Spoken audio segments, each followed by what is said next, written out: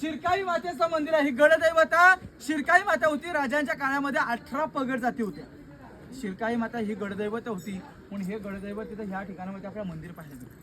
गडाची गडदैवता शिरकाई माता आणि ग्रामदेवता झोलाई माता. रायगड किल्ल्याच्या पायथ्याशी मंदिर आहे झोलाई मातेचं. आज आपण रायगड किल्ल्याची समोरची बाजू सर केली आहे. आता आपण बाल्य किल्ला पाहण्याकरिता जाऊया. बोला छत्रपती श्री शिवाजी महाराज की म्हणतात. आपल्या राजांच्या राज्याभिषेकाला गागा भट्टांनी काशीवरून 7 नद्यांचं पाणी आणलं होतं. राजांचा राज्याभिषेक 16 पार पडला. जे उरलेलं पाणी या तलावात विसर्जन केलं आणि या तलावाचं नाव तीर्थगंगा सगर तलाव असं नामकरण केलं. मग याच्यावरून छोटी कविता एक रचलेली आहे की गंगा यमुना आणि नर्मदा यांच्या आल्या साऱ्या बहिणी आणले सप्त 7 नद्यांचे पाणी ते झेलिले राज्याभिषेकासाठी जल झाली तीर्थांची घरं नाव तयाचे गंगा सागर. म्हणून इतिहासामध्ये या तलावाचं नाव तीर्थ गंगा सागर तलाव असं म्हटलं. तर रायगड किल्ल्यावरची अभिमानाची गोष्ट एवढीच आहे की रायगड किल्ल्यावर कधी पाण्याची टंचाई येत नाही. येणाऱ्या शिवभक्तांना पाणी या तलावातलं पुरवलं जातं. हे पवित्र पाणी म्हणजे गंगासागर तलाव. आता पुढे राजांचे सप्त मनोरे पाहून बाल्य किल्ल्यामध्ये प्रवेश करूया. बोला छत्रपती श्री शिवाजी महाराज की जय. केलं जायचं.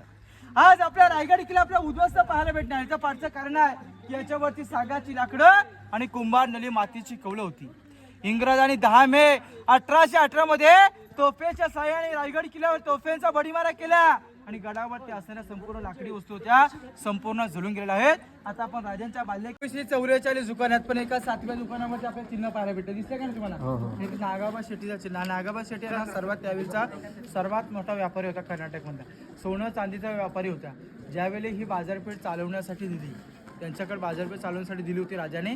आणि ज्यावेळी हे नागाबा शेट्टी बाजारपेठ सोडून चालले त्यावेळी राजाला म्हणतात की राजे माझे एक ओळख म्हणून माझं नाव लिहिण्याची मला परवानगी द्या. राजे म्हणतात एवढे गड किल्ला स्वराज्यात एकाही किल्ल्यावरती माझ्या स्वतःचे नाव नाही की हा किल्ला माझा म्हणून, पण तुम्हाला आम्ही नाव लिहिण्याची परवानगी नाही. परंतु नागाबा शेट्टी तुमचं नाव असल्यामुळे तुमच्या 7व्या दुकानावरती नागाचं चिन्ह काढून असं या ठिकाणावरती त्यांनी एक नागाचं चिन्ह काढलेलं आहे. ही बाजारपेठ आहे. महाराजांच्या 8 राणींची नावं आहेत.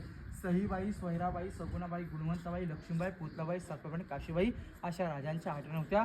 रायगड किल्ल्यावरती 6 राण्या राहायच्या. 6 राण्यांचे ते 6 महिने. पहिल्या 4थ्या राणीचा बैठक हॉल, 2 नंबर 4थ्या राणीचा वेळ, एक हवा खाण्यासाठी खिडकी, छोट्या दरबारला. आणि तो दिवस दुःखाचा ठरला. तो दिवस आहे 3 एप्रिल 1680. सूर्योदय मावळला, महाराष्ट्र पोरका झाला आणि रयतेच्या राजाने अखेरचा श्वास या पहिल्या चौथऱ्यावरती सोडला. हा छत्रपती शिवाजी राजांचा बेडरूम आहे. मग आपल्या राजाला किती वर्ष आयुष्य लाभलं? फक्त 50 वर्ष. आज आपल्या 20 वर्षानुसार बालपणामध्ये जातात. पुढले 30 वर्ष. 30 वर्षामध्ये स्वतःला राहण्यासारखं भलं मोठे घर बांधू शकत नाही. परंतु आपल्या राजाने मनासारखं धन केलं. धनासारखे राजे झाले. राजांसारखी माणसांसारखा गड होता की अनेक राजे होऊन गेले. त्यांच्या बाब जाद्यांच्या गाद्यांवरती बसून त्यांनी राज्य केलं. आपला एकमेव राजा मग छत्रपती शिवाजी राजे की स्वतःची गादी स्वतः निर्माण केली. अशा राजाने शेवटचा श्वास या चौथऱ्यावरती सोडला. हा राजांचा बेडरूम आहे.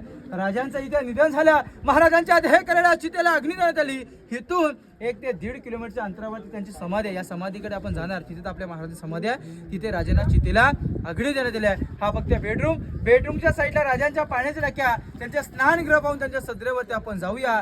आंघोळी करण्याचं ठिकाण होतं. 450 वर्षापूर्वी राजांचं इथे स्विमिंग पूल होतं. हे राजांचं स्विमिंग पूल होतं. पाण्याच्या टाक्या आतमध्ये टाकसेल आहे. जागा अरुंद असल्यामुळे आपण समोरच्या बाजूला पाहणार.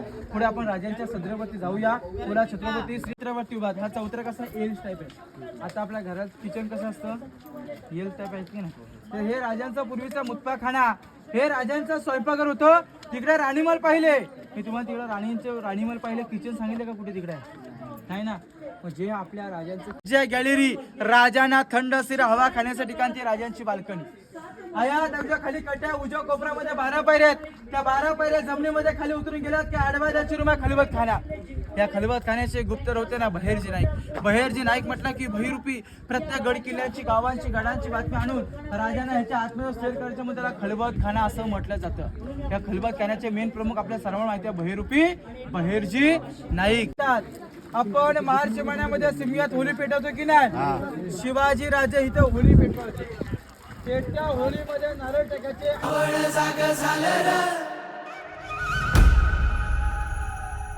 तांबड फुटलं भगवजी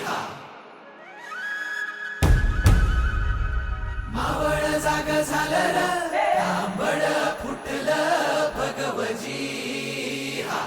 गुलामी अंधार फिट सूर्य से उभा उगवली